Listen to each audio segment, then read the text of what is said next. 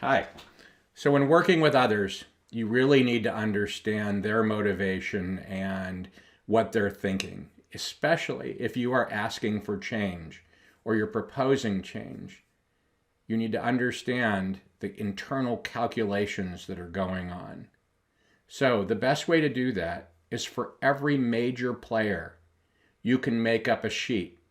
And people always ask me, do you really make up a sheet? And the answer can be yes, or it could be electronic, or it just might be in my head. But I do a sheet for each player, for each important person, including sometimes on my team. What I need to understand is from their personal point of view and their professional point of view, they will be looking at this. And this sounds sort of calculated or whatever, and it doesn't mean to be. It's what's in it for them, what's in it for me, and does it threaten me? And if we ignore the personal part here and we just look at the top part, this is what you would expect. What does this mean to my company? What does it mean to my team? Will we make more money? Will my team do better? Will whatever? What is a threat to us? If we do this, what are the risks involved? If I make this decision, it could go worse.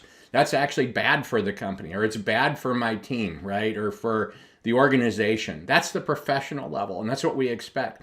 But we all know that everybody does an internal calculus at the same time. At a personal level, what does this mean for me? And you know people do this. You have requested a change, or you're talking about a change in an organization. I'll give you an example. In a buy versus build decision, it always cracks me up because people pretend it doesn't happen, but if there's a buy versus build decision, we're going to build something in the software world or wherever, or we're going to buy a solution.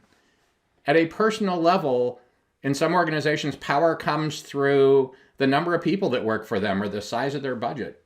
Well, if you were to kill a project or change a project or flip a project from buy versus build, that actually affects that person personally, right? And their power base changes, or they become obsolete, or they lose a decision that was visited once before and now somebody that they're opposed to now got their answer that they tried to get before and now it looks bad, right? So when you're talking to people and asking for change, put yourself in their shoes.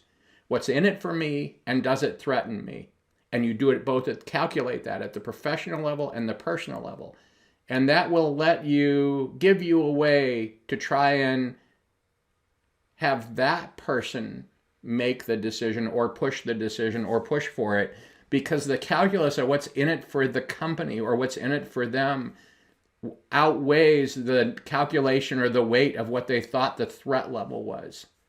And I don't mean this to be mercenary at all, but it really comes down to it at a professional and personal level. Try and understand for all the decision makers or the people that have influence, what's in it for them and does it threaten them? You will be amazed how much smoother the process can go and how much more understanding people are of your proposals and how you operate.